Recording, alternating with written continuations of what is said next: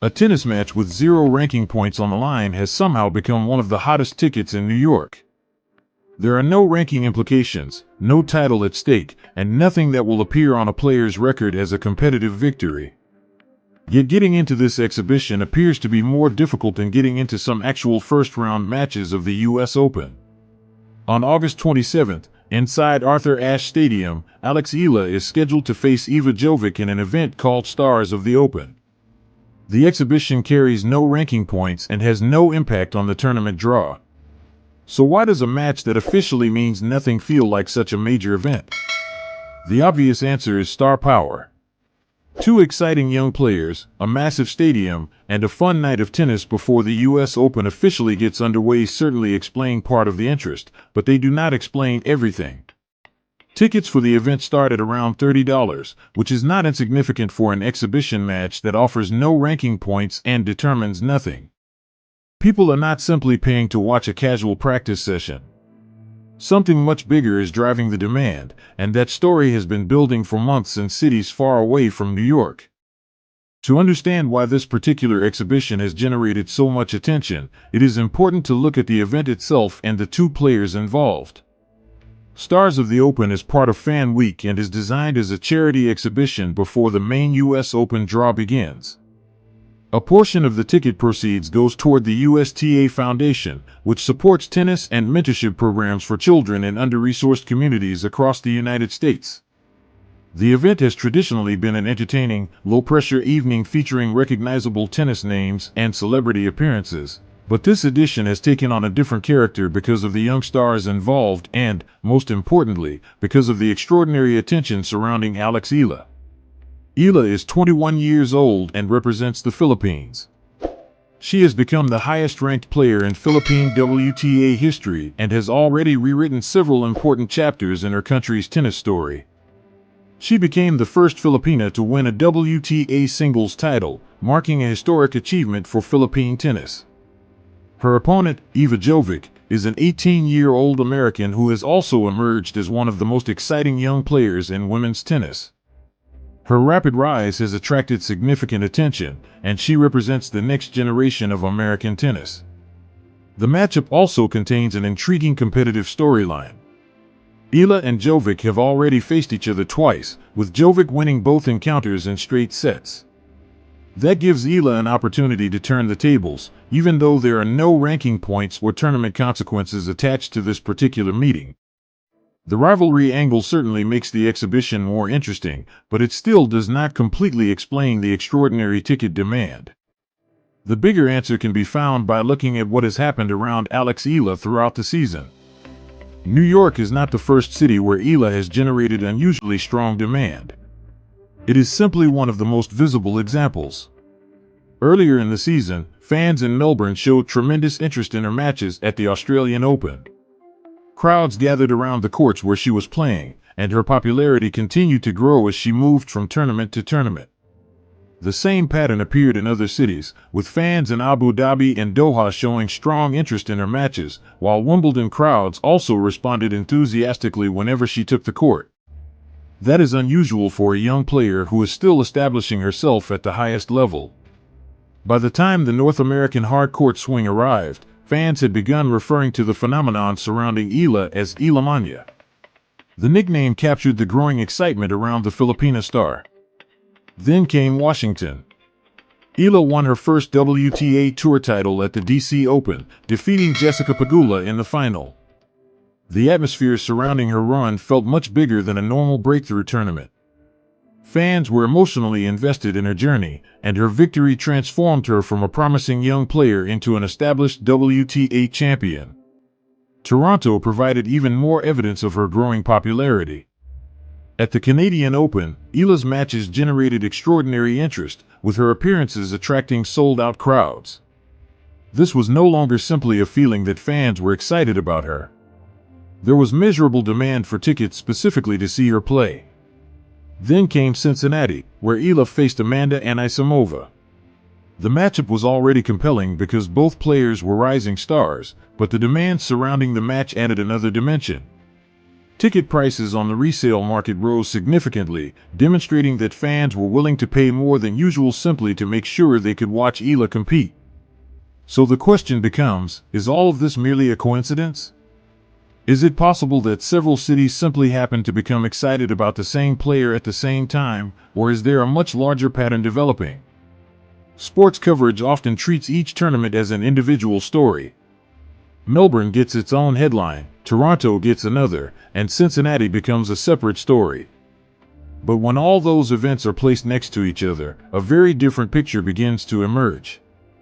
The ticket demand is one piece of evidence, but there is another piece that may be even more revealing. While tickets were disappearing in New York, Eala's merchandise was also generating attention. Nike released new products connected to several of its biggest tennis stars ahead of the US Open.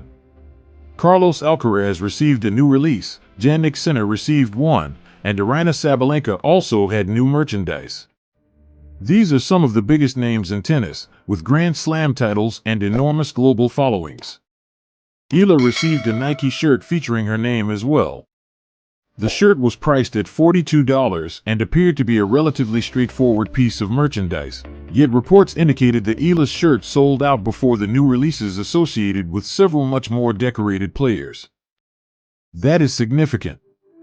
While merchandise connected to players with multiple Grand Slam titles remained available, the Eala shirt disappeared from Nike's online store.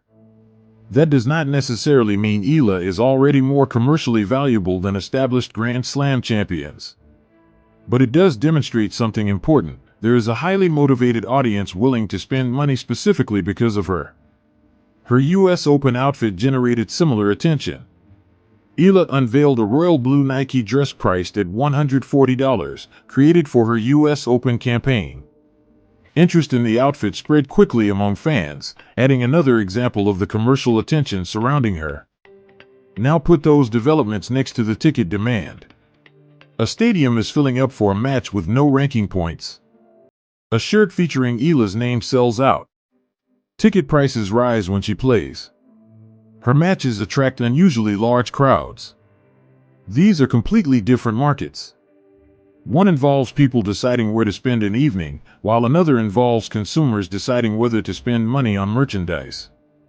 Yet both are producing the same result: people are responding to Alex Eala. That is no longer easy to dismiss as a single burst of hype. Eala may not always be the highest seed at the tournament she enters. She may not be the betting favorite in every match, and her ranking alone cannot explain the attention surrounding her. That is the important distinction. Rankings measure sporting results. They account for points earned through tournament performances, victories, and progression through draws. But rankings do not measure how badly a fan in Toronto wants to see a particular player compete.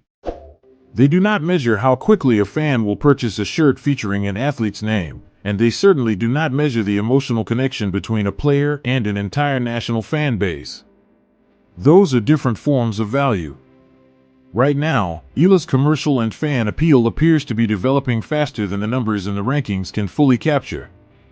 That is why the exhibition in Arthur Ashe Stadium is so fascinating. A match that technically means nothing competitively is attracting attention because the demand surrounding Eala has become something larger than the result of one match. The same pattern has appeared across several tournaments and markets.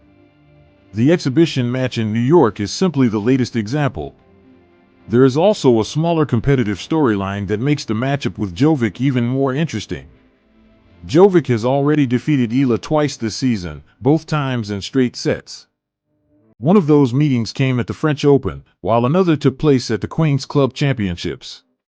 There are no ranking points at stake this time, so technically there is nothing official to avenge. But tennis does not always work that way. Players remember losses, fans remember rivalries, and when two players meet for a third time, there is naturally more intrigue than there would be between two strangers. That storyline may not explain the entire ticket demand, but it adds another layer to an already interesting exhibition. There is another detail that deserves attention. Stars of the Open has been running for several years, and the event has consistently featured recognizable young players and established names. This year's lineup includes Alex Eala, Joel Fana, Iva Jovic, and Lerner Tien. Learner TN has already established himself as one of the most exciting young American players, while Joel Fana has also attracted attention through his performances on the professional circuit. Yet despite having several promising young stars on the bill, Eala has emerged as one of the central attractions. Importantly, this does not necessarily mean the tournament organizers deliberately built the event around her from the beginning. Rather, the demand surrounding her appears to have helped shape how fans perceive the event. That distinction matters. When ticket sales themselves begin dictating which player receives the most attention, marketing departments do not have to manufacture the story. They simply follow the audience. And the audience appears to be following Eala. Put everything together and the pattern becomes difficult to ignore: ticket demand, merchandise sales, resale prices, sold-out matches, international fan support, a growing reputation, a WTA title, and a historic connection with the Philippines. All of these factors are pointing in the same direction. Eala has developed a level of fan interest that goes beyond what her ranking alone would suggest. That is why the exhibition match matters. It is not really about the fact that there are 0 ranking points available. It is about what the event reveals about Eala's growing status. If an exhibition match can generate this level of excitement, what happens when Eala walks onto the court for a match that actually counts? What happens when ranking points are at stake? What happens when a seed, a tournament run, or a place in the next round is on the line? Those are the questions that make the exhibition worth watching, because the exhibition may be the preview of something much bigger. The US Open is one of the most commercially important tournaments in tennis. Brands, broadcasters, sponsors, and tournament organizers closely watch which players attract the biggest audiences. Traditionally, that attention naturally goes toward the biggest champions and the players with the strongest recent results. But Eala's rise introduces another possibility.